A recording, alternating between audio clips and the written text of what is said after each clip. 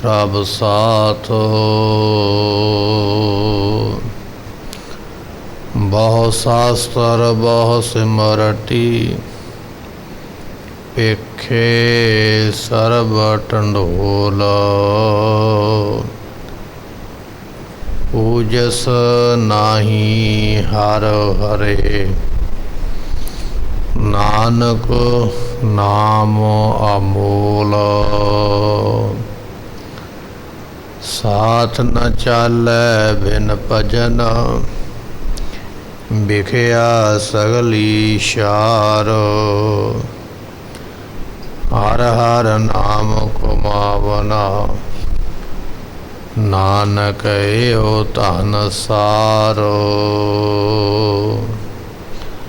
हो आया दूरों चल के मैं तकी तो सरनाए जियो मैं आशा रखी चित में मेरा सबो दुख गवाए जियो सुखाओ हटल गुर सेवी ऐनस सहज सुभाए दर्शन पसे गुरु कै जन्म मरण दुख जाए होवै सिफत समधि नूर अरसों कुरसों चटिए तुद डिठे सच्चे पातशाह मल जन्म जन्म दी कटिए तुद डिठे सच्चे पातशाह मल जन्म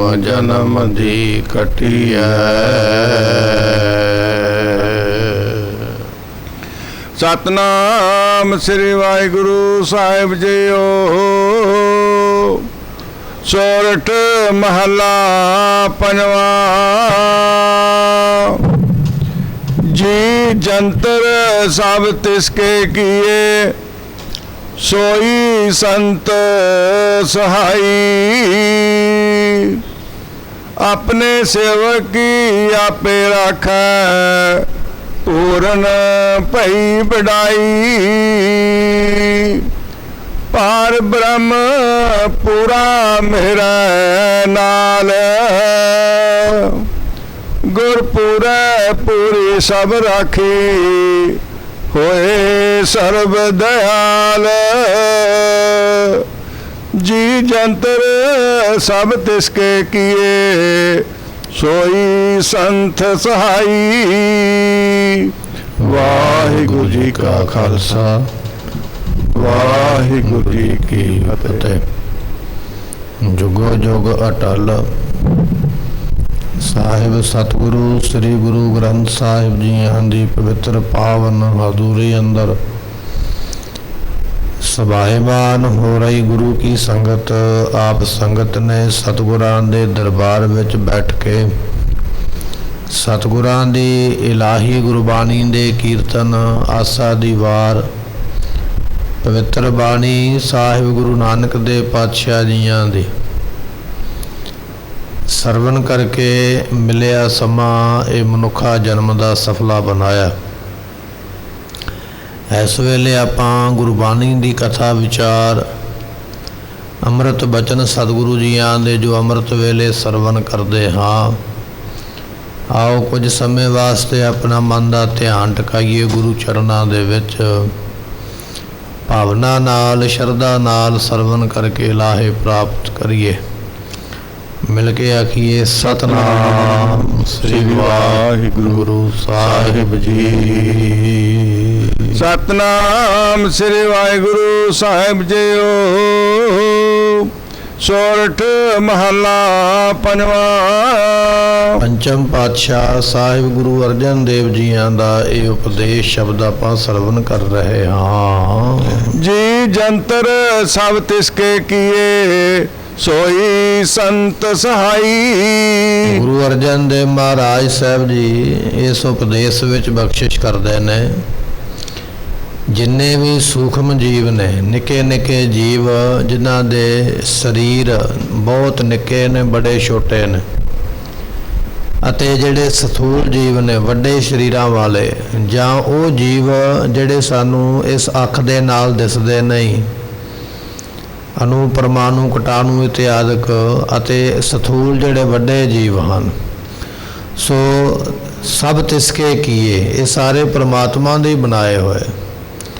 ਭਾਵੇਂ ਮੱਖੀ ਹੈ, ਮੱਛਰ ਹੈ, ਕੀਟਾਣੂ ਹੈ, ਪਰਮਾਣੂ ਹੈ, ਜੋ ਵੀ ਹੈ, ਇਹ ਸਾਰੇ ਪਰਮਾਤਮਾ ਦੇ ਬਣਾਏ ਹੋਏ।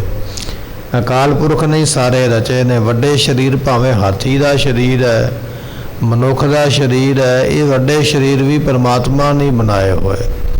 ਜੀ ਜੰਤਰ ਸਭ ਤਿਸਕੇ ਕੀਏ, ਕਰਨ ਵਾਲਾ ਪਰਮਾਤਮਾ ਹੀ ਹੈ। ਭਾਵੇਂ ਛੋਟਾ ਸਰੀਰ ਹੈ, ਵੱਡਾ ਹੈ, ਦਿਸਣ ਵਾਲਾ ਜਾਂ ਨਾ ਦਿਸਣ ਵਾਲਾ, ਸਾਰਿਆਂ ਨੂੰ ਬਣਾਉਣ ਵਾਲਾ ਪਰਮਾਤਮਾ ਇੱਕੋ ਹੀ ਹੈ।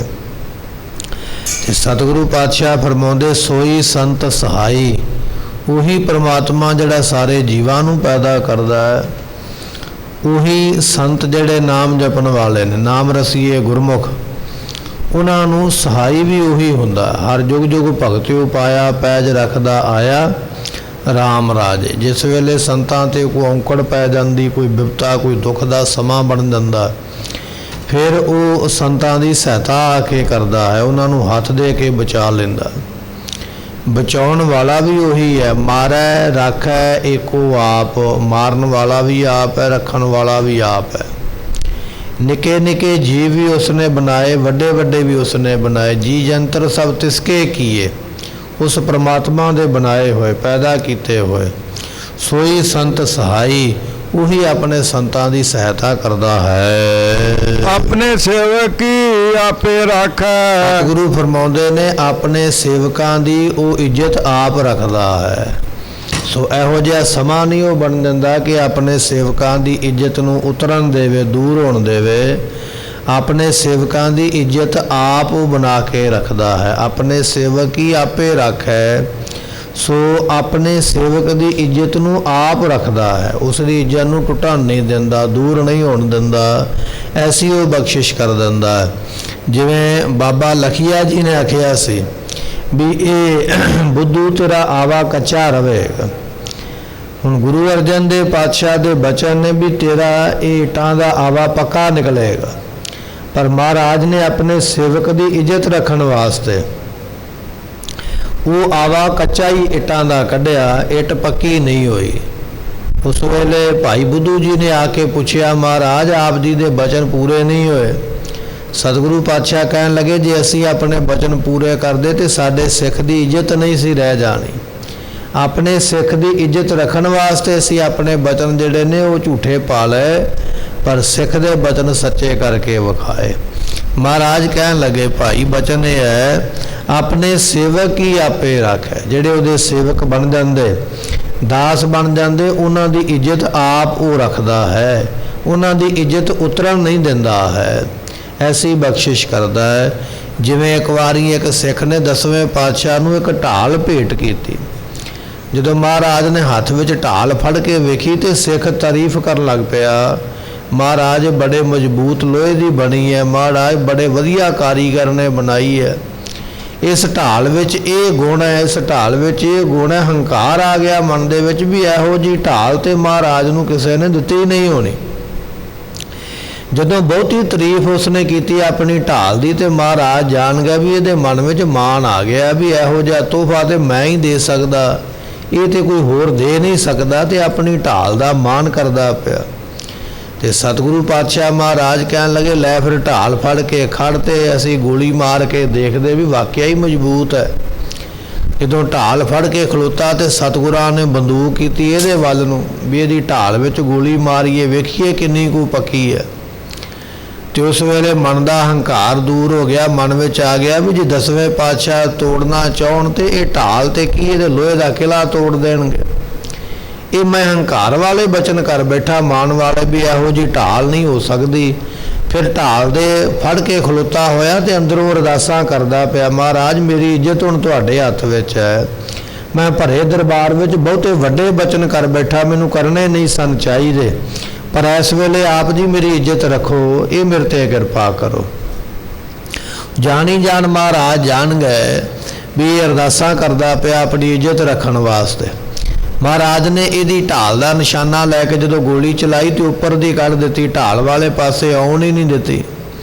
ਤੇ ਸਿੱਖਾਂ ਨੇ ਪੁੱਛਿਆ, ਮਹਾਰਾਜ ਵੀ ਆਪ ਜੀਆਂ ਨੇ ਢਾਲ ਦੇ ਉੱਪਰ ਗੋਲੀ ਕਿਉਂ ਨਹੀਂ ਮਾਰੀ?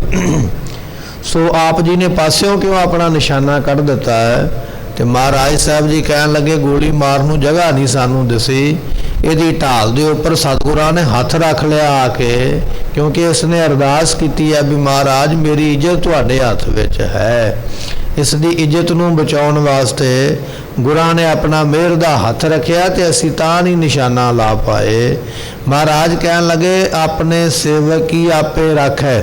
ਆਪਣੇ ਸੇਵਕਾਂ ਦੀ ਪ੍ਰਮਾਤਮਾ ਇੱਜ਼ਤ ਵੀ ਆਪ ਰੱਖਦਾ ਹੈ। ਪੂਰਨ ਭਈ ਵਡਾਈ, ਪ੍ਰਮਾਤਮਾ ਦੀ ਵਡਿਆਈ ਸਾਰੇ ਥਾਵਾਂ ਤੇ ਪਰਿਪੂਰਨ ਹੋ ਰਹੀ ਹੈ। ਕੋਈ ਇਹੋ ਜਿਹੀ ਜਗ੍ਹਾ ਨਹੀਂ ਜਿੱਥੇ ਉਸ ਦੀ ਵਡਿਆਈ ਨਾ ਹੋਵੇ। ਜਾਂ ਆਪਾਂ ਇਸ ਤਰ੍ਹਾਂ ਕਹਿ ਲਈਏ, ਉਹਨਾਂ ਗੁਰਮੁਖਾਂ ਦੀ ਵਡਿਆਈ ਸਾਰੇ ਥਾਵਾਂ ਤੇ ਪਰਿਪੂਰਨ ਹੋ ਰਹੀ ਹੈ। ਉਹ ਗੁਰਮੁਖ ਜਿੱਥੇ ਵੀ ਜਾਂਦੇ ਉੱਥੇ ਹੀ ਵਡਿਆਈ ਹੁੰਦੀ ਹੈ। ਰੇ ਰੇ ਦਰਗਹਿ ਕਹਿ ਨਾ ਕੋ, ਆਓ ਬੈਠ ਆਦਰ ਸੁਭ ਦੇਉ। ਇਸ ਲੋਕ ਦੇ ਵਿੱਚ ਵੀ ਉਹਨਾਂ ਨੂੰ ਜੀ ਆਇਆਂ ਗੁਰਮੁਖਾਂ ਨੂੰ ਵਡਿਆਈ ਮਿਲਦੀ ਹੈ। ਜਦੋਂ ਸਰੀਰ ਛੱਡ ਕੇ ਰੱਬ ਦੇ ਰਾਹ ਤੇ ਪਰਲੋਕ ਨੂੰ ਚੱਲਦੇ, ਉੱਥੇ ਵੀ ਉਹਨਾਂ ਨੂੰ ਵਡਿਆਈਆਂ ਪ੍ਰਾਪਤ ਹੁੰਦੀਆਂ। ਐਸੀਆਂ ਬਖਸ਼ਾਂ ਹੁੰਦੀਆਂ ਹਨ। ਪਾਰ ਬ੍ਰਹਮ ਪੂਰਾ ਮੇਰੇ ਨਾਲ। ਪਾਤਸ਼ਾਹ ਫਰਮਾਉਂਦੇ, ਜਿਹੜਾ ਪ੍ਰਕਿਰਤੀ ਦੇ ਪਰਿਵਾਰ ਤੋਂ ਪਰੇ ਹੈ, ਪ੍ਰਕਿਰਤੀ ਦੇ ਪਾਰਾਵਾਰ ਤੋਂ ਪਰੇ ਜੋ ਬ੍ਰਹਮ ਸਰੂਪ ਪਰਮਾਤਮਾ ਹੈ, ਉਹ ਪਾਰ ਬ੍ਰਹਮ ਭਾਈ ਮੇਰੇ ਨਾਲ ਹੀ ਹੈ। ਗੁਰੂ ਮੇਰੇ ਸੰਗ ਸਦਾ ਹੈ ਨਾਲੇ, ਨਾਲ ਨਾਰਾਇਣ ਮੇਰਾ। ਉਹ ਪਰਮਾਤਮਾ ਸਦਾ ਮੇਰੇ ਨਾਲ ਹੈ। ਗੁਰਪੂਰਾ ਪੂਰੀ ਸਭ ਰਾਖੀ, ਹੋਏ ਸਰਬ ਦਿਆਲ। ਗੁਰਾਂ ਨੇ ਸਾਡੀ ਇੱਜ਼ਤ ਰੱਖੀ ਹੈ। ਪੂਰਿਆਂ ਗੁਰਾਂ ਦੀ ਮਿਹਰ ਦੇ ਨਾਲ ਪਰਮਾਤਮਾ ਜੀ ਸਾਡੇ ਤੇ ਦਿਆਲੂ ਹੋਏ ਹਨ। ਰਹਾਉ ਅੰਦਨ ਨਾਨਕ ਨਾਮ ਧਿਆਏ, ਜੀ ਪ੍ਰਾਨ ਕਾ ਦਾਤਾ। ਗੁਰੂ ਬਖਸ਼ਿਸ਼ ਕਰਦੇ ਅਨ ਦਿਨ ਦਿਨੇ ਰਾਤ ਗੁਰਮੁਖ ਜਿਹੜੇ ਨੇ ਉਹ ਪ੍ਰਮਾਤਮਾ ਦੇ ਨਾਮ ਨੂੰ ਜਪਦੇ ਨੇ। ਕਿਉਂਕਿ ਉਹ ਪ੍ਰਮਾਤਮਾ ਦਾ ਹੁਕਮ ਮੰਨਦੇ ਨੇ। ਪ੍ਰਮਾਤਮਾ ਦਾ ਗੁਰੂ ਦਾ ਹੁਕਮ ਕੀ ਹੈ? ਦਿਨ ਰਾਤੀਆਂ ਰੱਧ ਹੋ ਪਿਆਰੋ, ਨਿਮਖ ਨਾ ਕੀਜੈ ਢੀਲਾ। ਗੁਰੂ ਦਾ ਹੁਕਮ ਇਹ ਹੈ ਵੀ ਦਿਨੇ ਰਾਤ ਨਾਮ ਜਪ, ਕਦੇ ਢਿੱਲ ਨਾ ਵਰਤਾ। ਫਿਰ ਗੁਰਮੁਖ ਜਿਨ੍ਹਾਂ ਨੇ ਪ੍ਰਾਪਤੀ ਕਰਨੀ ਹੁੰਦੀ ਹੈ, ਉਹ ਫਿਰ ਇਹਨਾਂ ਬਚਨਾਂ ਦੇ ਉੱਪਰ ਪਹਿਰਾ ਦਿੰਦੇ। ਅਣਦਿਨ ਨਾਨਕ ਨਾਮ ਧਿਆਏ। ਉਹ ਗੁਰਮੁਖ ਦਿਨੇ ਰਾਤ ਫਿਰ ਨਾਮ ਧਿਆਉਂਦੇ, ਨਾਮ ਜਪਦੇ, ਕਿਉਂਕਿ ਉਹ ਪ੍ਰਮਾਤਮਾ ਇਸ ਜੀਵ ਨੂੰ ਪ੍ਰਾਣ ਦੇਣ ਵਾਲਾ ਹੈ ਅਤੇ ਇਸ ਜੀਵ ਦੇ ਉੱਪਰ ਉਹ ਦਇਆ ਕਰਨ ਵਾਲਾ ਹੈ। ਜੀ ਪ੍ਰਾਣ ਕਾ ਦਾਤਾ। ਇਸ ਜੀਵ ਨੂੰ ਪ੍ਰਾਣਾਂ ਦੀ ਉਹ ਦਾਤ ਬਖਸ਼ਿਸ਼ ਕਰਨ ਵਾਲਾ, ਰੋਜੀ ਰੋਟੀ ਦੀ ਦਾਤ ਦੇਣ ਵਾਲਾ ਹੈ। ਆਪਣੇ ਦਾਸ ਕੋ ਕੰਠ ਲਾਏ ਰਾਖੇ, ਜਿਉ ਬਾਰਕ ਪਿਤ ਮਾਤਾ। ਦੇ ਪਾਤਸ਼ਾਹ ਫਰਮਾਉਂਦੇ, ਉਹ ਪਰਮਾਤਮਾ ਆਪਣੇ ਸੇਵਕਾਂ ਨੂੰ ਗਲੇ ਦੇ ਨਾਲ ਇਸ ਤਰ੍ਹਾਂ ਲਾ ਕੇ ਰੱਖਦਾ ਹੈ, ਜਿਵੇਂ ਮਾਤਾ ਪਿਤਾ ਆਪਣੇ ਛੋਟੇ ਬਾਲ ਬੱਚੇ ਨੂੰ ਆਪਣੀ ਗੋਦੀ ਚੋਕੇ ਰੱਖਦੇ ਨੇ। ਹਰ ਵੇਲੇ ਗਲੇ ਦੇ ਨਾਲ ਲਾ ਕੇ ਰੱਖਦੇ।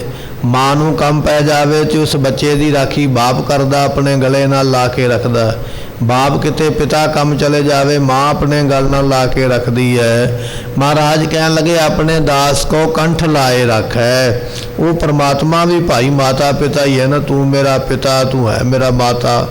ਸੋ ਐਸਾ ਉਹ ਪਰਮਾਤਮਾ ਜਿਹੜਾ ਆਪਣੇ ਦਾਸਾਂ ਭਗਤਾਂ ਨੂੰ ਆਪਣੇ ਗਲੇ ਨਾਲ ਲਾ ਕੇ ਰੱਖਦਾ ਹੈ। ਜਿਵੇਂ ਮਾਂ ਬਾਪ ਆਪਣੇ ਛੋਟੇ ਬੱਚੇ ਦਾ ਬਹੁਤਾ ਖਿਆਲ ਰੱਖਦੇ, ਇਸੇ ਤਰ੍ਹਾਂ ਪਰਮਾਤਮਾ ਆਪਣੇ ਭਗਤਾਂ ਦਾ ਧਿਆਨ ਰੱਖਦਾ ਹੈ। ਸੋਰਠ ਮਹੱਲਾ ਪੰਜਵਾਂ, ਘਰ ਤੀਜਾ ਚੌਪਦੇ, ਇੱਕ ਓੰਕਾਰ ਸਤਿਗੁਰ ਪ੍ਰਸਾਦ।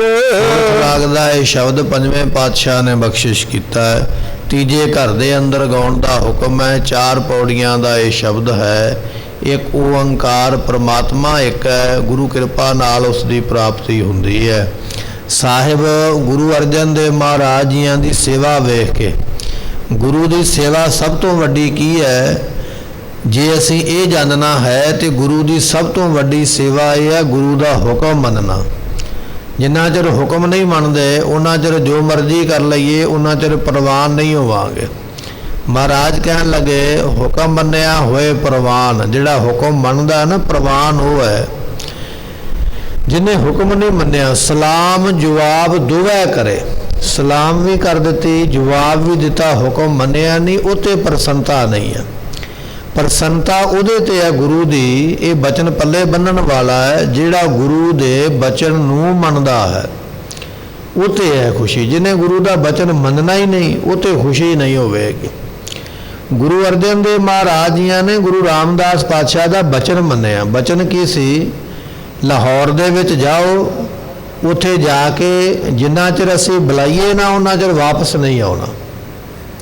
ਭਾਵੇਂ ਕਿ ਬਾਕੀ ਭਰਾਵਾਂ ਨੇ ਨਾ ਕਰ ਦਿੱਤੀ, ਪਰ ਗੁਰੂ ਅਰਜਨ ਦੇਵ ਪਾਤਸ਼ਾਹ ਚਲੇ ਗਏ। ਜਿੰਨਾ ਚਿਰ ਨਹੀਂ ਬੁਲਾਇਆ ਉਹਨਾਂ ਚਿਰ ਆਏ ਵੀ ਨਹੀਂ।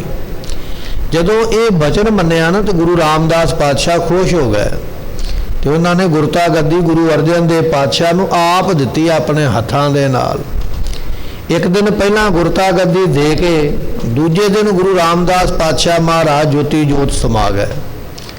ਪਹਿਲਾਂ ਤੇ ਬਾਬਾ ਪ੍ਰਿਥੀ ਚੰਦ ਜੀ ਆਪਣੇ ਪਿਤਾ ਦੇ ਨਾਲ ਲੜੇ ਵੀ ਮੈਂ ਵੱਡਾ, ਗੁਰਤਾ ਗੱਦੀ ਮੈਨੂੰ ਮਿਲਣੀ ਚਾਹੀਦੀ ਹੈ। ਉਸ ਵੇਲੇ ਮਹਾਰਾਜ ਨੇ ਬਚਨ ਆਖਿਆ, ਕਾਹੇ ਪੂਤ ਝਗੜਤ ਹੋ ਸੰਗ ਬਾਪ, ਵੀ ਪੁੱਤਰਾ ਮਾਂ ਬਾਪ ਦੇ ਨਾਲ ਕਦੇ ਝਗੜਾ ਨਹੀਂ ਕਰੀਦਾ। ਦੂਜਾ ਬਚਨ ਇਹ ਆਖਿਆ ਵੀ ਇਹ ਗੁਰਤਾ ਗੱਦੀ ਕਿਸੇ ਦਾ ਹੱਕ ਨਹੀਂ ਹੈ, ਇਹ ਤੇ ਜਿਹੜੇ ਸੇਵਾ ਕਰਦੇ ਬਚਨ ਮੰਨਦੇ ਉਹਨਾਂ ਨੂੰ ਪ੍ਰਾਪਤ ਹੁੰਦੀ ਹੈ। ਪਰ ਪ੍ਰਿਥੀ ਚੰਦ ਦਾ ਮਨ ਖੁਸ਼ ਨਾ ਹੋਇਆ। ਆਪਣੇ ਪਿਤਾ ਦੀ ਇਹ ਗੱਲ ਸੁਣ ਕੇ ਮਨ ਖੁਸ਼ ਨਹੀਂ ਹੋਇਆ। ਗੁਰੂ ਰਾਮਦਾਸ ਪਾਤਸ਼ਾਹ ਜੋਤੀ ਜੋਤ ਸਮਾ ਗਏ ਤੇ ਪ੍ਰਿਥੀ ਚੰਦ ਫਿਰ ਗੁਰਤਾ ਗੱਦੀ ਲੈਣ ਵਾਸਤੇ ਵੱਖ-ਵੱਖ ਲੋਕਾਂ ਦੇ ਕੋਲ ਜਾਂਦਾ ਹੈ। ਮੈਨੂੰ ਗੁਰਤਾ ਗੱਦੀ ਦਿਵਾਓ, ਮੈਨੂੰ ਗੁਰਤਾ ਗੱਦੀ ਦਿਵਾਓ। ਕਿੰਨਾ ਕਿੰਨਾ ਦੇ ਕੋਲ ਗਿਆ, ਉਹਦੀ ਵਾਰਤਾ ਇੱਥੇ ਮਹਾਰਾਜ ਲਿਖਦੇ ਪਏ ਵੀ ਇਹ ਸਾਡੇ ਵੱਡੇ ਭਰਾ ਨੇ ਗੁਰਗੱਦੀ ਲੈਣ ਵਾਸਤੇ ਕੀ ਕੀ ਕੀਤਾ ਹੈ। ਪਾਤਸ਼ਾਹ ਫਰਮਾਉਂਦੇ ਹਨ, ਬਿਲ ਪੰਚੋ ਨਹੀਂ ਸੈਸਾ ਚੁਕਾਇਆ। ਪਹਿਲਾਂ ਪ੍ਰਿਥੀ ਚੰਦ ਗਿਆ, ਜਿਹੜੇ ਪੰਚੋ ਚੌਧਰੀ ਨੇ ਨਾ ਇਲਾਕੇ ਦੇ ਮੋਹਤਬਾਰ ਬੰਦੇ, ਉਹਨਾਂ ਦੇ ਕੋਲ ਗਿਆ।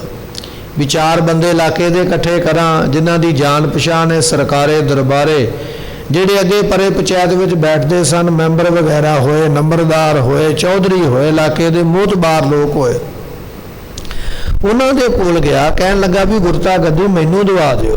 ਤੁਸੀਂ ਇਲਾਕੇ ਦੇ ਮੋਹਤਬਾਰ ਹੋ, ਸਾਰੇ ਜਣੇ ਇਕੱਠੇ ਹੋਵੋ, ਮੈਂ ਆਪਣੇ ਰਿਸ਼ਤੇਦਾਰ ਵੀ ਇਕੱਠੇ ਕਰਦਾ ਤੇ ਗੁਰਤਾ ਗੱਦੀ ਤੇ ਮੈਨੂੰ ਬਿਠਾਓ। ਜਦੋਂ ਉਹਨਾਂ ਚੌਧਰੀਆਂ ਨੇ ਸਾਰੀ ਗੱਲਬਾਤ ਸੁਣੀ ਇਸ ਪ੍ਰਿਥੀ ਚੰਦ ਦੀ, ਉਹਨਾਂ ਨੇ ਆਖਿਆ ਵੀ ਨਹੀਂ, ਇਹ ਸਾਡੇ ਵੱਸ ਦੀ ਗੱਲ ਨਹੀਂ ਹੈ, ਤੇਰਾ ਇਹ ਫੈਸਲਾ ਅਸੀਂ ਨਹੀਂ ਕਰ ਸਕਦੇ। ਇਹ ਤੇਰੇ ਮਨ ਵਿੱਚ ਇੱਕ ਸੰਸਾ ਪੈਦਾ ਹੋ ਗਿਆ, ਪਰ ਇਹਨੂੰ ਅਸੀਂ ਦੂਰ ਨਹੀਂ ਕਰ ਸਕਦੇ। ਮਿਲ ਪੰਚੋ ਨਹੀਂ ਸਹਿਸਾ ਚੁਕਾਇਆ। ਉਹ ਜਿਹੜੇ ਪੰਚ ਸਨ, ਚੌਧਰੀ, ਨੰਬਰਦਾਰ ਵਗੈਰਾ, ਜੋ ਵੀ ਮੋਹਤਬਾਰ ਬੰਦੇ, ਉਹਨਾਂ ਨੇ ਪ੍ਰਿਥੀ ਚੰਦ ਦਾ ਸਹਿਸਾ ਦੂਰ ਨਹੀਂ ਕੀਤਾ, ਭਰਮ ਦੂਰ ਨਹੀਂ ਕਰ ਸਕੇ ਗੁਰਤਾ ਗੱਦੀ ਨੂੰ ਪ੍ਰਾਪਤ ਕਰਨ ਵਾਲਾ। ਕਹਿੰਦੇ ਇਸ ਤਰ੍ਹਾਂ ਸਾਡੇ ਭਰਾ ਨੇ ਇਹ ਵੀ ਕੰਮ ਕੀਤਾ ਹੈ। ਸਿਕਦਾਰ ਹੋ ਨਹਿ ਪਤਿਆਇਆ। ਜਦੋਂ ਪ੍ਰਿਥੀ ਚੰਦ ਨੇ ਵੇਖਿਆ ਵੀ ਇਲਾਕੇ ਦੇ ਮੋਹਤਬਾਰ ਕੁਝ ਨਹੀਂ ਕਰਦੇ ਪਏ, ਇਹ ਤੇ ਮੈਨੂੰ ਗੱਲਾਂ ਲਾ ਕੇ ਟਾਲ ਦਿੰਦੇ ਨੇ, ਤੇ ਫਿਰ ਪ੍ਰਿਥੀ ਚੰਦ ਚਲਾ ਗਿਆ ਥਾਣੇਦਾਰ ਦੇ ਕੋਲ, ਜਿਹੜਾ ਉਸ ਵੇਲੇ ਦਾ ਦਰੋਗਾ ਸੀ ਨਾ ਕੋਤਵਾਲੀ ਦਾ, ਉਹਦੇ ਕੋਲ ਚਲਾ ਗਿਆ। ਕਹਿਣ ਲੱਗਾ ਵੀ ਦਰੋਗਿਆ, ਜਿੰਨੇ ਪੈਸੇ ਚਾਹੀਦੇ ਦੱਸ, ਮੈਂ ਦਿੰਦਾ, ਤੂੰ ਆਪਣੇ ਸਿਪਾਹੀ ਨਾਲ ਭੇਜ ਤੇ ਮੇਰੇ ਭਰਾ ਨੂੰ ਗੁਰਤਾ ਗੱਦੀ ਤੋਂ ਉਤਾਰ ਕੇ ਮੈਨੂੰ ਬਿਠਾ ਦਿਓ ਗੁਰਤਾ ਗੱਦੀ ਦੇ ਉੱਪਰ। ਤੇ ਜਿਸ ਵੇਲੇ ਉਹ ਸਿਕਦਾਰੋ ਥਾਣੇਦਾਰ ਨੇ ਸਾਰੀ ਗੱਲਬਾਤ ਸੁਣੀ, ਉਸਨੇ ਸਮਝਾਇਆ ਪ੍ਰਿਥੀ ਚੰਦ ਨੂੰ, ਪਰ ਪ੍ਰਿਥੀ ਚੰਦ ਦੇ ਮਨ ਵਿੱਚ ਲੋਭ ਹੈ, ਸਮਝਦਾ ਕੋਈ ਨਹੀਂ ਹੈ। ਸਿਕਦਾਰੋ ਨੇ ਪਤੀਆਇਆ। ਇਸ ਪ੍ਰਿਥੀ ਚੰਦ ਨੂੰ ਫਿਰ ਥਾਣੇਦਾਰ ਦੀਆਂ ਗੱਲਾਂ ਤੇ ਯਕੀਨ ਜਿਹਾ ਨਹੀਂ ਆਇਆ। ਇਹ ਸਮਝ ਗਿਆ ਵੀ ਨਹੀਂ, ਇਹ ਕੇਵਲ ਗੱਲਾਂ ਜੋਗਾ ਹੀ ਹੈ, ਇਹਨੇ ਕਰਨਾ ਕੁਝ ਨਹੀਂ ਹੈ। ਇਹ ਗੱਲ ਪ੍ਰਿਥੀ ਚੰਦ ਨੂੰ ਸਮਝ ਆ ਗਈ। ਜਾਂ ਆਪਾਂ ਇਸ ਤਰ੍ਹਾਂ ਕਹਿ ਸਕਦੇ ਹਾਂ ਕਿ ਪ੍ਰਿਥੀ ਚੰਦ ਦੀਆਂ ਗੱਲਾਂ ਸੁਣ ਕੇ ਥਾਣੇਦਾਰ ਨੂੰ ਬਹੁਤਾ ਭਰੋਸਾ ਜਿਹਾ ਨਹੀਂ ਇਹਦੇ ਤੇ ਆਇਆ। ਉਹਨੇ ਵੇਖਿਆ ਵੀ ਚਲਾਕ ਚੁਸਤ ਬੰਦਾ ਹੈ, ਇਹ ਗੁਰਤਾ ਗੱਦੀ ਖੋਹਣੀ ਚਾਹੁੰਦਾ, ਪਰ ਇਹ ਖੋਹਿਆ ਨਹੀਂ ਪ੍ਰਾਪਤ ਹੁੰਦੀਆਂ। ਕਹਿਣ ਲੱਗੇ ਥਾਣੇਦਾਰ ਨੇ ਵੀ ਉਹਦੇ ਮਸਲੇ ਦਾ ਹੱਲ ਨਹੀਂ ਕੀਤਾ ਹੈ। ਉਮਰਾਵ ਹੋ ਆਗੇ ਚਿਹਰਾ। ਫਿਰ ਪ੍ਰਿਥੀ ਚੰਦ ਨੇ ਵੇਖਿਆ ਵੀ ਥਾਣੇਦਾਰ ਵੀ ਕੁਝ ਨਹੀਂ ਕਰਨ ਜੋਗਾ, ਦਰੋਗਾ ਵੀ ਕੇਵਲ ਗੱਲਾਂ ਵਾਲਾ ਹੀ ਹੈ।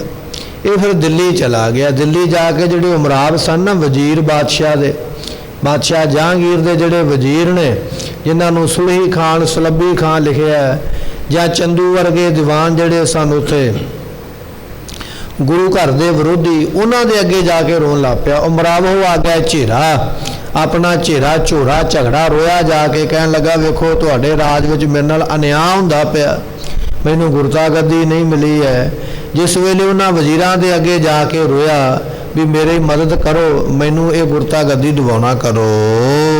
मिल राजन राम नवेरा। उस वेले उन्हां वजीरां ने आख्या भी हथ ते साडे विच भी बहुता कुछ नहीं है, असी ये बादशाह दे अगे तेरी फरियाद रख दिंदे आ, बादशाह जिवें करेगा उवें आपां नूं मनना पवेगा। उन्हां वजीरां ने सो उस वेले बादशाह जहांगीर दे अगे फैसला रखिया। कह लगे जी आ गुरु रामदास पातशाह जियां दा वड्डा पुत्र है, ये गुरता गद्दी दा फैसला लैण वास्ते तुहाडे कोल आया है। गुरता गद्दी इहनूं मिली नहीं है, मिली है छोटे भरा नूं। उस वेले जहांगीर बादशाह ने पूछया, कहन लगा भी पृथ्वी चंद ये दस गुरता गद्दी दे उपर तेरा भरा अपने आप बैठा है जां तेरे पिता गुरु रामदास पातशाह ने बिठाया है। उस वेले पृथ्वी चंद हौली जी कहन लग पिया, कहन लगा जी नहीं मेरे पिता जी बिठा के गए। जदों ये गल जहांगीर ने सुनी तो कहन लगा फिर तेरी फरियाद करनी बनती नहीं है, जे तो गुरु अर्जन देव पातशाह अपने आप बैठे होंदे तो मैं कोई फैसला करदा, पर जे तेरे पिता जी आप बिठा के गए फिर वो मर्जी नाल जिन्हों मर्जी बिठा जान जां बिठा गए, इहदे विच मैं की कर सकदा। जदों ये बहुता रोया ना जहांगीर दे कोल, नहीं जी मैं तो मर ही जावांगा जे तुसीं मेरा ना कुछ कीता। ते कहंदे उस वेले फिर बादशाह जहांगीर ने कुछ जमीन जिहड़ी सी ना पिंडां दी, इस नूं रोंदियां वेख के भी चलो गुरु पुत्र है फिर भी आया, इहदा कुछ ना कुछ फैसला करना चाहिए। कुछ जमीन का टुकड़ा जिहड़ा सी कुछ पिंडां दी जमीन का पटा इहदे नाम कर दिता। कहन लगा भी लै आ 2-3 पिंडां दी जमीन तैनूं दे दित्ती है, हुण तूं ये जमीन वाह ते अपनी रोजी रोटी कमा, पर अज तो बाद अपने भरा दे उपर तू फैसला जां कोई मुकदमा नहीं कर सकदा। सो विद्वानां ने लिखिया भी 14,000 विगा जमीन जिहड़ी सी उस वेले जहांगीर ने पटा लिख के इसनूं दिता। ते महाराज फरमाउंदे कहन लगे कि वो जिहड़ा राम परमात्मा है ना, वो जहांगीर दी जुबान ते आके बैठ गए, उन्हें सारा फैसला ही निबेड़ दिता। मिल राजन राम नवेरा, ये जिहड़ा राजियां दा राजा जो परमात्मा है, उसने राजे जिहड़ा जहांगीर है उसकी जुबान ते बैठ के ये झगड़ा ही खत्म कर दिता, फरियाद ही मुका दी। कहन लगा अज तो बाद तू इस चीज़ के उपर फरियाद नहीं करेगा, मुकदमा नहीं करेगा कि ये गुरता गद्दी मैनू मिलनी चाहिए है, मैं तेनू जमीन का टोटा दे दिंदा, अपनी कमाई करते खाना कर।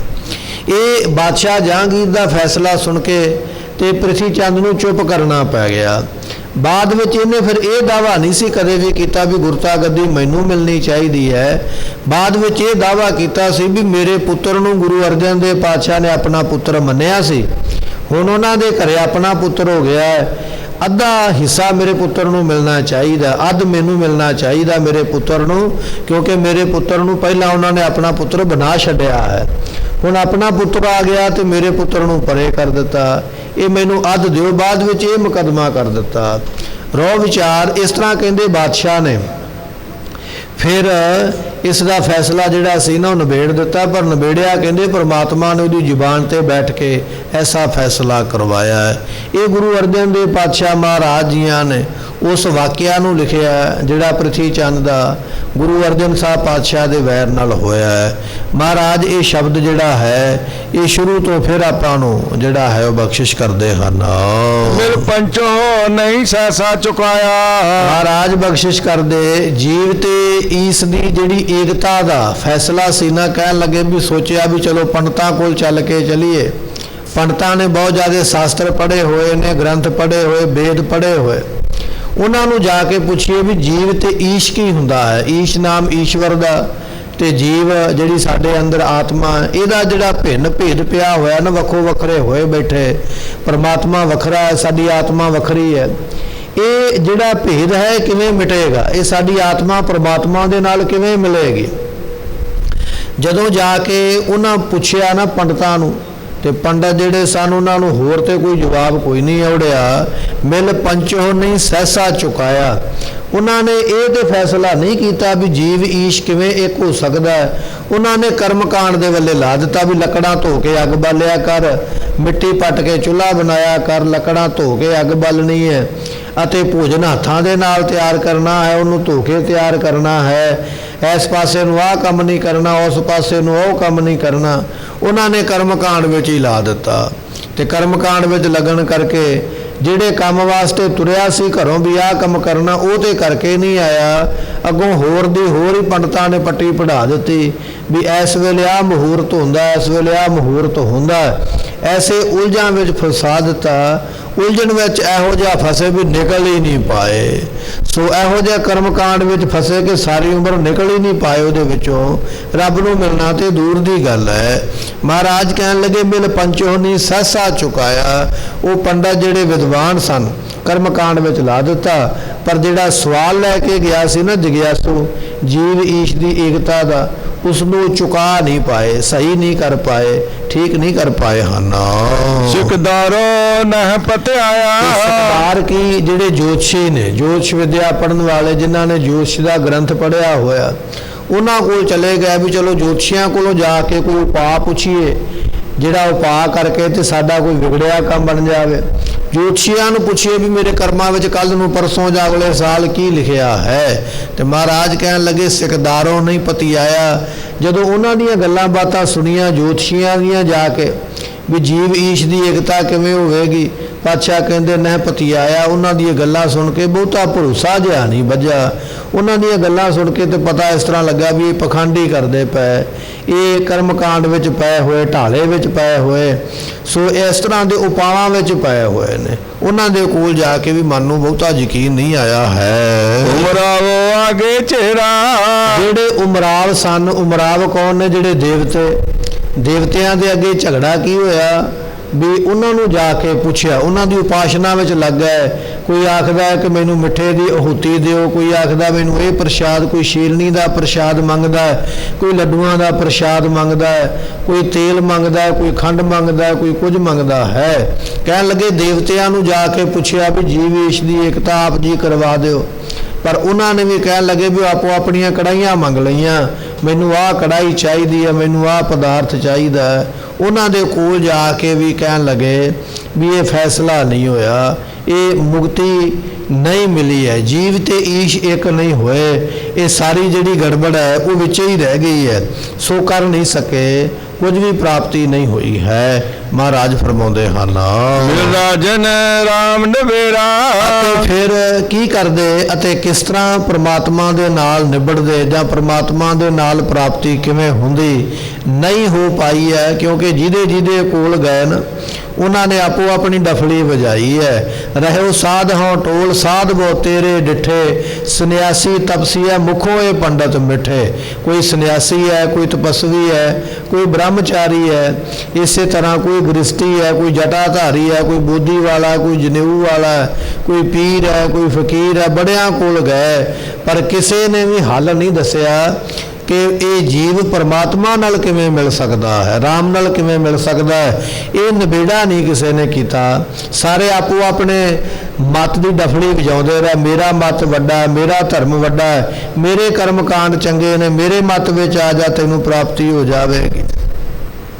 ਕਬੀਰ ਸਾਹਿਬ ਜੀ ਨੇ ਬਚਨ ਵੀ ਲਿਖਿਆ, ਕਹਿਣ ਲੱਗੇ ਕਿ ਕਬੀਰ ਭਾਵੇਂ ਲਾਂਬੇ ਕੇਸ ਕਰ ਭਾਵੇਂ ਘਰ ਮੁੜਾਏ। ਕੁਝ ਲੋਕ ਉਹ ਨੇ ਜਿਨ੍ਹਾਂ ਨੇ ਆਖਿਆ ਵੀ ਬੂੜ ਦਾ ਦੁੱਧ ਲਾ ਕੇ, ਬੂੜ ਦੀਆਂ ਜੜ੍ਹਾਂ ਦਾ ਦੁੱਧ ਲਾ ਕੇ ਲੰਮੀਆਂ ਜਟਾਵਾਂ ਬਣਾ ਲਓ, ਪਰ ਲੰਮੀਆਂ ਜਟਾਵਾਂ ਬਣਾਉਣ ਦੇ ਨਾਲ ਲਾਂਬੇ ਕੇਸ ਕਰ ਲੰਮੀਆਂ ਜਟਾਵਾਂ ਬਣਾ ਵੀ ਲਈਆਂ, ਲੰਮਾ ਜੂੜਾ ਬਣਾ ਵੀ ਲਿਆ ਜਟਾਵਾਂ ਦਾ, ਰੱਬ ਤੇ ਫਿਰ ਵੀ ਨਹੀਂ ਨਾ ਮਿਲਿਆ। ਜਟਾਵਾਂ ਵਾਲੇ ਨੂੰ ਕਿਹੜਾ ਮਿਲ ਗਿਆ ਜਾਂ ਉਹਨੂੰ ਕਿਹੜਾ ਪ੍ਰਾਪਤੀ ਹੋ ਗਈ ਹੈ। ਜਾਂ ਘਰ ਮੁੜਾਏ, ਘਰ ਮੁੜਾਏ ਤੋਂ ਭਾਵ ਹੈ ਸਿਰ ਵਿੱਚ ਸਵਾਹ ਪਾ ਕੇ ਤੇ ਰਗੜ ਕੇ ਮੁੱਢੋਂ ਵਾਲ ਪੱਟਦੇ ਨੇ।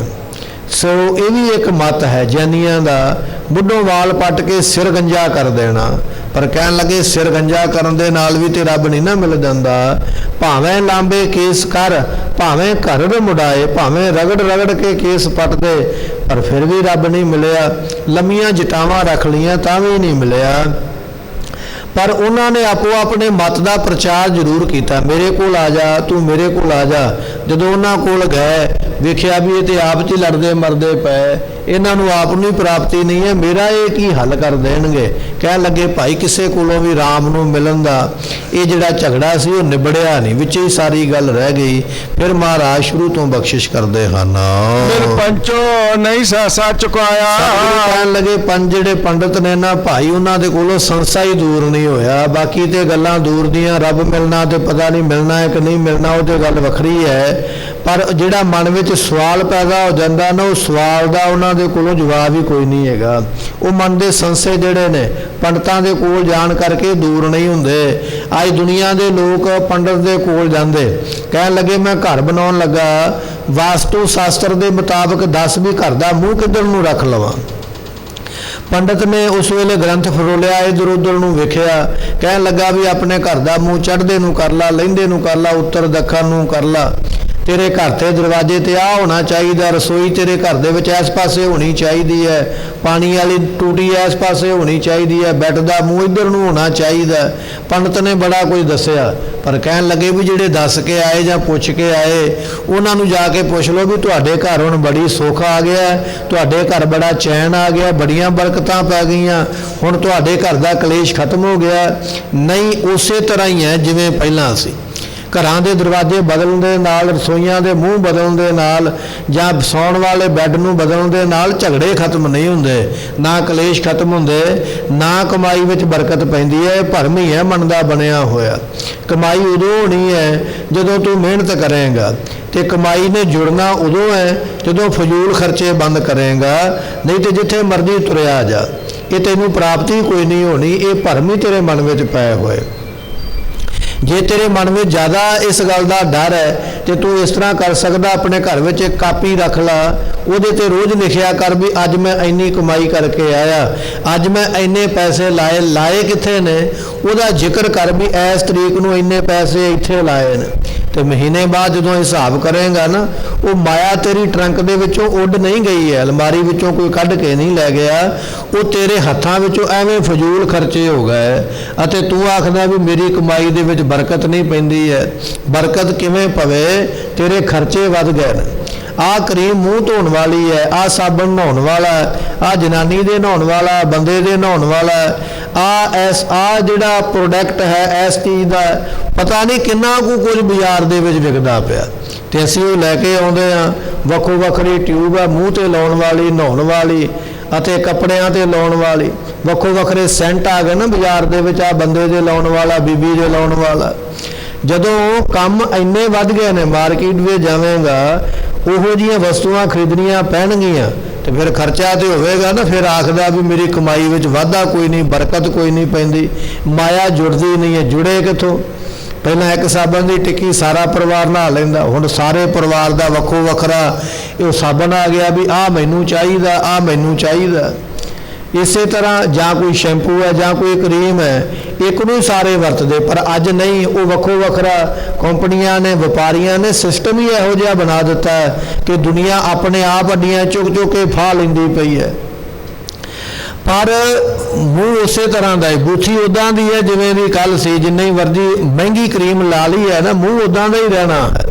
महंगे साबन नाल नहा लिया धो लिया, उदा का ही तेरे कोलों मुश्क आउणा जिहड़ा कल आउंदा पिया। ये केवल बर्बादी है, जिन्नी मर्जी को अपने घर दी कर लवे। पर साडे मन में ये चीज़ का भरम पै गया भी मेरी कमाई में वाधा कोई नहीं हो रहा। वाधा तां नहीं हो रहा, कमाई उन्नी है जिन्नी तू पहलां करदा सी, पर खर्चा तेरा वध गया। पर असीं भज गए पंडित दे कोल, पंडित जी साडी कमाई में तो वाधा कोई नहीं है, पता नहीं की गल है। तो पंडित जिहड़ा वो आप बेचारा खाली बैठा हथ लैके, उन्होंने पता भी मुर्गा आया झट ही छिल देवां, उन्हें फिर कई उपाय दसे भी इस तरह नहीं तो इस तरह कर, तो लिया मेरी दशना इत्थे रख।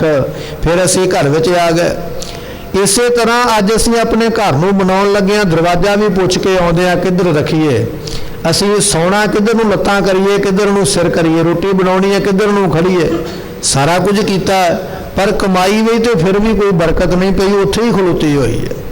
तो जे हुण पिछे नूं चले जाइए, साडे दादे सन, पड़दादे सन, बजुर्ग, ਉਹਨਾਂ ਨੇ ਘਰ ਬਣਾਉਣ ਲੱਗਿਆ ਨਹੀਂ ਸੀ ਕਿਸੇ ਨੂੰ ਪੁੱਛਿਆ ਵੀ ਕਿੱਧਰ ਨੂੰ ਦਰਵਾਜ਼ਾ ਹੋਵੇ, ਕਿੱਧਰ ਨੂੰ ਸੌਣਾ ਚਾਹੀਦਾ, ਕਿੱਧਰ ਨੂੰ ਰੋਟੀ ਬਣਾਉਣੀ ਚਾਹੀਦੀ ਹੈ।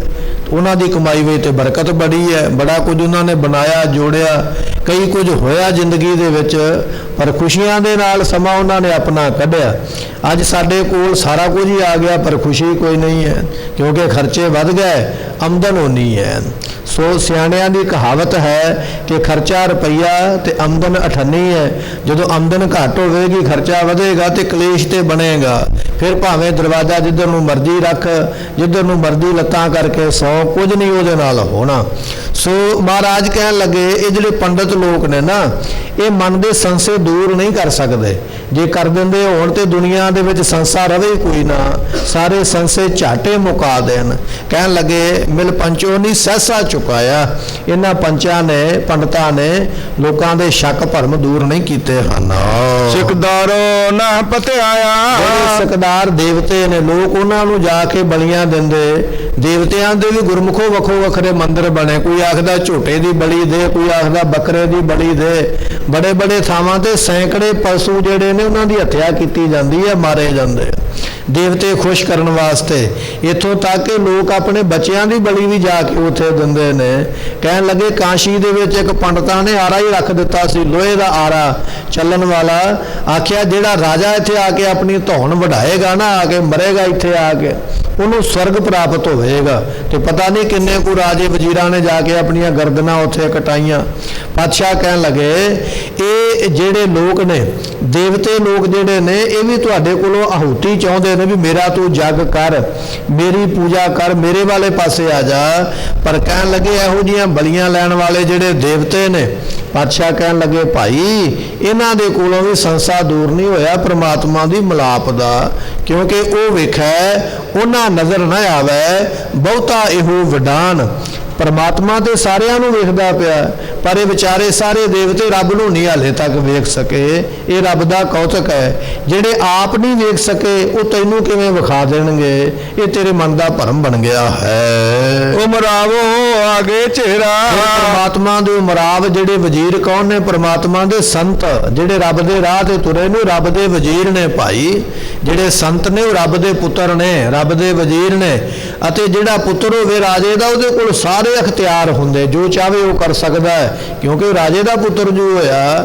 ਕਹਿਣ ਲੱਗੇ ਜਿਹੜੇ ਪਰਮਾਤਮਾ ਦੇ ਪਿਆਰੇ ਗੁਰਮੁਖ ਨਾਮ ਰਸੀਏ, ਉਹਨਾਂ ਦੇ ਅੱਗੇ ਜਾ ਕੇ ਆਪਣਾ ਝਗੜਾ ਰੱਖਿਆ ਵੀ ਤੁਸੀਂ ਰੱਬ ਦੇ ਪੁੱਤਰ ਹੋ ਭਾਈ, ਮੇਰੇ ਮਨ ਦਾ ਇਹ ਸੰਸਾ ਦੂਰ ਕਰ ਦਿਓ। ਤੇ ਕਹਿਣ ਲੱਗੇ ਫਿਰ ਰਾਜਨ ਰਾਮ ਨਵੇੜਾ, ਗੁਰਮੁਖਾਂ ਨੇ ਫਿਰ ਨਾਮ ਜਪਣ ਵਾਲਿਆਂ ਨੇ ਆਖਿਆ ਭਾਈ ਵੀ ਮੈਂ ਇਸ ਤਰ੍ਹਾਂ ਨਾਮ ਜਪਦਾ, ਗੁਰਮੁਖਾ ਤੂੰ ਵੀ ਨਾਮ ਜਪ। ਉਹਨਾਂ ਸੰਤਾਂ ਦੇ ਕੋਲ ਬੈਠ ਕੇ ਜਦੋਂ ਨਾਮ ਜਪਿਆ ਤੇ ਰਾਮ ਪਰਮਾਤਮਾ ਦੀ ਪ੍ਰਾਪਤੀ ਹੋ ਗਈ। ਸਾਰੇ ਝਗੜੇ ਜਿਹੜੇ ਸਨ ਉਸ ਵੇਲੇ ਖਤਮ ਹੋ ਗਏ। ਐਸੀਆਂ ਬਖਸ਼ਿਸ਼ਾਂ ਰੱਬ ਦੇ ਪਿਆਰੇ ਕਰਦੇ ਹਨ। ਅਬ ਢੂੰਡਣ ਕਤੋ ਨਾ ਜਾਈ, ਹੁਣ ਕਿਤੇ ਲੱਭਣ ਦੀ ਲੋੜ ਨਹੀਂ ਹੈ, ਪਰਮਾਤਮਾ ਸਾਰੇ ਥਾਵਾਂ ਤੇ ਹਾਜ਼ਰ ਨਾਜ਼ਰ ਹੈ। ਗੋਬਿੰਦ ਭੇਟੇ ਗੁਰ ਗੁਸਾਈ, ਗੁਰੂ ਗੋਬਿੰਦ ਸਿੰਘ ਪਾਤਸ਼ਾਹ ਮਹਾਰਾਜ ਜੀਆਂ ਨੇ ਉਸ ਗੁਸਾਈ ਪਰਮਾਤਮਾ ਦੀ ਪ੍ਰਾਪਤੀ ਕਰਵਾ ਦਿੱਤੀ ਹੈ। ਆਇਆ ਪ੍ਰਭ ਦਰਬਾਰਾ, ਸਤ ਸੰਗਤ ਦਰਬਾਰ ਵਿੱਚ ਚੱਲ ਕੇ ਆਇਆ ਹਾਂ। ਸਗਲੀ ਮਿੱਟੀ ਪੁਕਾਰਾ, ਸਾਰੀਆਂ ਪੁਕਾਰਾਂ ਜਿਹੜੀਆਂ ਫਰਿਆਦਾਂ ਸਨ ਸੰਗਤ ਵਿੱਚ ਆ ਕੇ ਮਿਟ ਗਈਆਂ। ਲੱਭਦੇ ਆਪਣੀ ਪਾਈ, ਜਿਹੜੀ ਚੀਜ਼ ਨੂੰ ਲੱਭਦੇ ਪਏ ਸੀ ਗੁਰੂ ਕਿਰਪਾ ਨਾਲ ਉਹ ਸਤ ਸੰਗਤ ਵਿੱਚੋਂ ਲੱਭ ਲਈ ਹੈ। ਕਤ ਆਵੇ ਕਤ ਜਾਈ, ਕਾਹਦੇ ਵਾਸਤੇ ਜਨਮ ਲੈ ਕੇ ਦੁਨੀਆ ਤੇ ਆਉਣਾ ਤੇ ਕਾਹਦੇ ਵਾਸਤੇ ਮਰ ਕੇ ਜਾਣਾ ਹੈ? ਤਾਂ ਸਾਚ ਨਿਆਏ ਨਵੇਰਾ, ਪਰਮਾਤਮਾ ਦੀ ਦਰਗਾਹ ਦੇ ਵਿੱਚ ਸੱਚ ਦੇ ਨਵੇੜੇ ਹੁੰਦੇ ਹਨ। ਤੂਹਾ ਸਮ ਠਾਕਰ ਸਮ ਚੇਰਾ, ਭਾਵੇਂ ਕੋਈ ਮਾਲਕ ਹੈ ਤੇ ਭਾਵੇਂ ਕੋਈ ਦਾਸ ਹੈ, ਰੱਬ ਦੀ ਦਰਗਾਹ ਵਿੱਚ ਸਾਰੇ ਹੀ ਬਰਾਬਰ ਨੇ, ਸਾਰਿਆਂ ਨੂੰ ਬਰਾਬਰ ਮਾਨ ਮਿਲਦਾ ਹੈ। ਅੰਤਰ ਜਾਮੀ ਜਾਣੈ, ਅੰਤਰਜਾਮੀ ਸਤਿਗੁਰੂ ਸਭ ਕੁਝ ਜਾਣ